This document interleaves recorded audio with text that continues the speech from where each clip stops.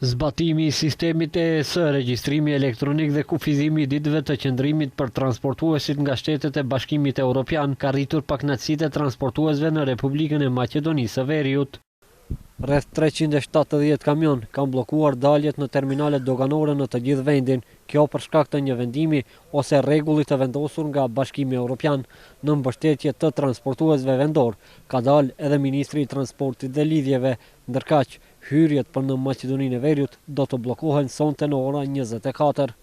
Transportuesit kërkojnë nga shtetet e zonës Schengen që të mos diskriminohen dhe të trajtohen si shoferët profesionist, ashtu siç trajtohen pilotët, po edhe shoferët e tjerë të mjeteve të transportit e jo si turist. Sipas Biljana Muratovskës nga asociacioni Makam Trans, protestës janë bashkangjitur edhe transportues nga Turqia, të cilët do të qëndrojnë në terminale doganore të bllokuara dhe nuk do të kërkojnë rrugë alternative për qarkullim. Sipas njoftimit, protestat janë paralajmëruese dhe do të zgjasin 7 ditë.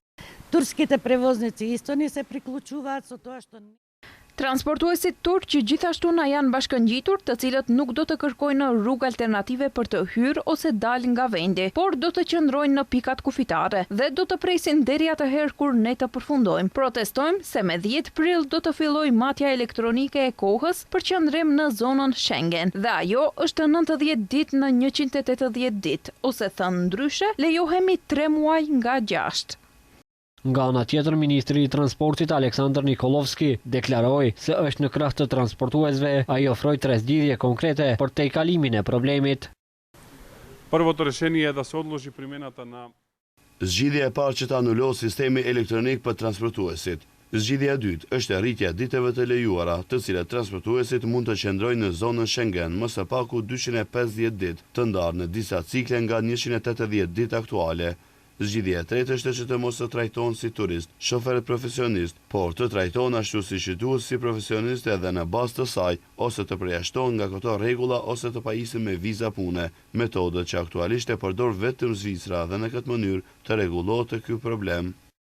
EES është sistem regjistrimi për udhëtarët nga vendet jo anëtare të Bashkimit Evropian. Ai parashikon regjistrimin e emrit të udhëtarit, të dhënave biometrike, si dhe datës dhe vendit të hyrjes dhe daljes, duke kufizuar gjithashtu lëvizjen dhe qëndrimin e tyre në zonën Schengen. Si pasojë e situatës, të bllokuara janë edhe hyrje-daljet në drejtim të Serbisë, Malit të Zi, po edhe Bosnjës dhe Hercegovinës.